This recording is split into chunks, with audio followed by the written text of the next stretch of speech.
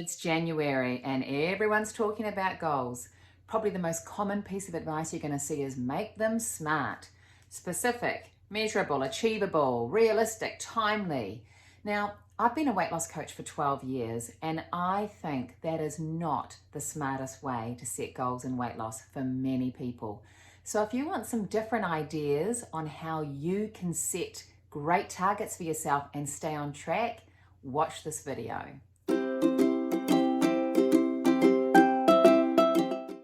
So what's the problem with SMART goals and weight loss? It's not a problem as long as you are somebody who has a really positive relationship with the scales. The thing with SMART goals is it's very, very easy to make it about the scales, right? Because that's very specific and it can be timely. You know, the kind of goal is, I'm going to lose 10 kilos by the 31st of March. It's so easy to wrap a number goal in a smart way and feel very smug that you've got a great goal.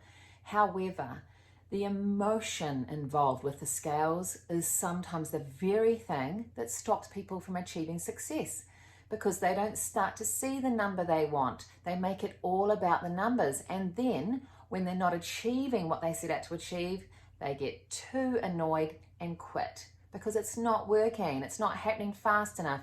All of these things are what I hear very regularly as a coach.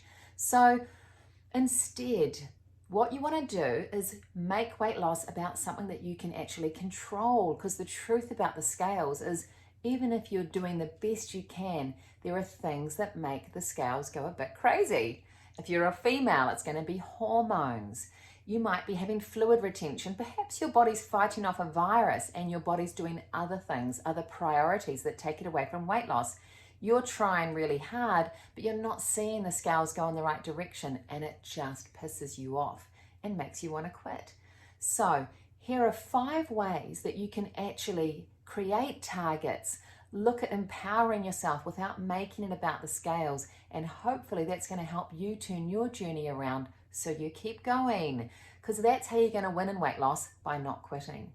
So number 1, make it about the actions. Focus on your actions, not just the number on the scale, because your actions are what you're in control of. You have complete control over your actions, as opposed to the scales that you're actually not in control of. With my clients, what I recommend every time they come to see me is just to focus on the top 3 things that they can do over the next week or fortnight or month in order to get to the next stage of their journey. The common actions that work really well: drinking 2 liters of water, making a food plan each day, keeping a food diary of what I've eaten, going to bed by a certain time.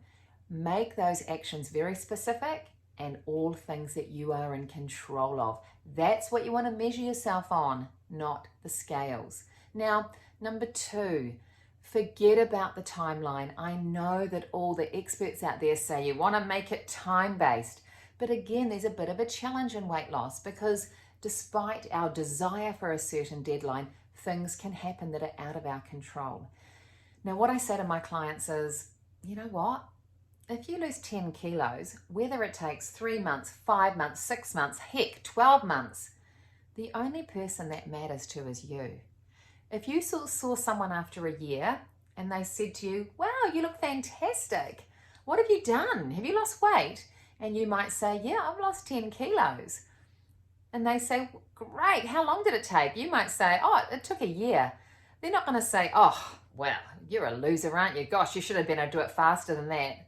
No, it doesn't matter. All that matters is you've lost 10 kilos. It doesn't matter how long it takes, only to you. So you're in control of that. So yes, while I think we all want to have a bit of a guideline, we don't want to be doing it forever, but don't put too much pressure on yourself to have to do it quickly, because once again, this just increases the emotion and makes you want to quit. So forget about the timeline and just focus on keeping on going until you get there, because that's, again, far more empowering than putting some restrictive thing on that just can send you going in the wrong direction. Now, instead of weighing yourself, some of my clients like to use a piece of string. And what they do is have a piece of string, maybe for arms, a piece of string for your waist, your hips, and then each fortnight they'll get that piece of string and remeasure their body using that, because it takes it away from the numbers, and that's worked really well as well. They can see progress, they can see that piece of string shrinking, but it's taking away the emotion of a number, and that I found has worked really well. So get out a piece of string and start measuring so you can track progress in a different way. Another way to do this is number 4. Use a piece of clothing. Don't make it about a number. Get that dress that no longer fits, look at it, try it on, and then maybe every fortnight or every 3 weeks, try it on again and see how it's changing. That's something really tangible, and especially if it's a piece of clothing you really love, it's going to be exciting. You can imagine yourself wearing that piece of clothing again. Again, that could be far more motivating than just a number on the scale that doesn't actually mean anything. The other way that I really want to recommend you can track progress instead of just making it about the scales is to look at your other health markers. So this is number 5. Look at other areas of your health, and you can get tested on this. You want to look at your blood sugar levels, okay, your HbA1c. You want to see them improving, and this is particularly powerful if you follow a low-carb way of eating. So get that checked. The cholesterol check is a little bit different. I give specific advice to my clients about that, because when you're in a state of fat burning, sometimes those cholesterol readings can be a bit skew-with. So I wouldn't necessarily recommend that, particularly if you are a fat burning zone, but HbA1c, your blood sugar levels, definitely. What about your energy levels? Are you tracking those each day? How are you feeling with the changes you're making? There are things like inflammation. You can get that checked, right? C-reactive protein.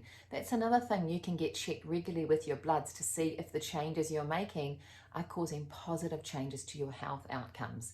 There are other numbers you can track other than just the scale. So, in summary, if you are a numbers motivated person and you love the scale, then by all means create a SMART goal if that works for you.